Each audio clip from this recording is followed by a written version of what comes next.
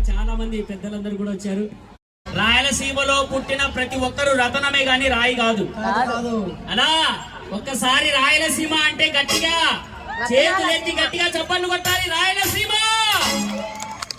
అదే రాయలసీమ పౌరుషం, రాయలసీమ గడ్డ యొక్క నిబద్ధత లాంటిది. ఎందుకంటే రాయలసీమలో పుట్టిన ప్రతి ఒక్కరు రతనమే అలా.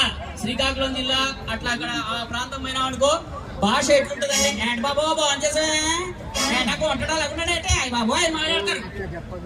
అలాగే తెలంగాణ పోయినామనుకో అరే భయ్ ఏం చేస్తూ భయ్. రాయలసీమ గొప్పతనం. అందుకే రాయలసీమ పాటలు ఎట్టుంటాయంటే భాషలో రేనాటి సిన్న దానో